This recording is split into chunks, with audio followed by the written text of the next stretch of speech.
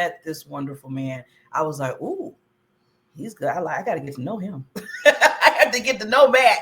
And well, his name is Franklin McDaniel. Okay, that's his full name. But we call him as Mac because he's family. He's family to achieve. I know everybody's listening right now knows this person because he is amazing. And before he even speaks, I just want to just give him so much honor and just give you so much. Just thank you, thank you, thank you for coming on this show. And being, I want to say this too, a lighthouse to veterans, for first responders, to law enforcement, all of those main people that sometimes we forget that's really fighting for us or have fought for us.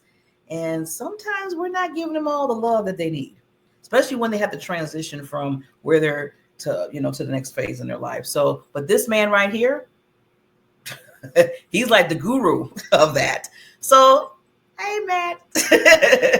Barbara, thanks for having me on. I really appreciate it. I appreciate you too, sir. And, just thank you. Like I said, just giving you honor for who you serve. I love when we first met and we had a long conversation, which was just, I was getting so many golden nuggets from you. I always tell people when you know a person and their background and their experience, not just the experience in business, but just in life, that's where that connection comes. And think about this, and I'm going to put this out here, 50 years. He's been doing like self-development, and being self-employed, helping so many businesses for 50 years.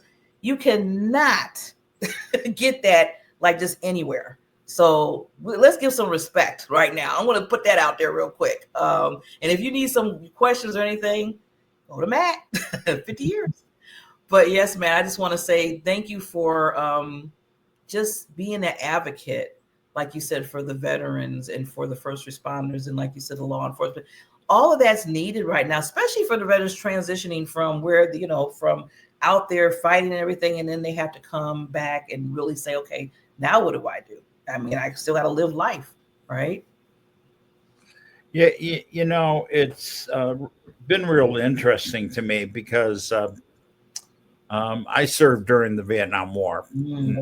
I did not have to go by the time I got out of my explosives schooling.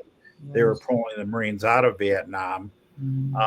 But it's always, I come from a military family. I had a cousin that was a Marine, died during the Tet Offensive, but he was kind of like my older brother. And we've heard the stories of Vietnam, but it's really every war.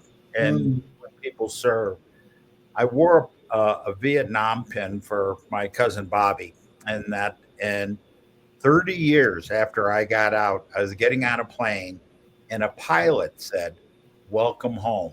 It was the first time anybody had ever said that to me. And I told them the story. He said, "Well, you served also, so it's important." But at 18, when I went in, you're just a dumb kid. You don't know what you're agreeing to. Yeah. I was like, "Oh yeah, I'll get a coal uniform, and the girls will like me." But there's so much more to it than that. And what I have discovered is that a lot of men, and now more since like Desert Storm, which was after I got out, a lot of ladies have served in different positions that were more visible. Prior, during my time and before, a lady might be a nurse. She might be the general secretary, but she wasn't out on the combat field. She wasn't, going to a war zone and living on base. And I truly feel that it's up to all of us to recognize these heroes. And I know that's a trendy word, but they really are heroes. Yeah.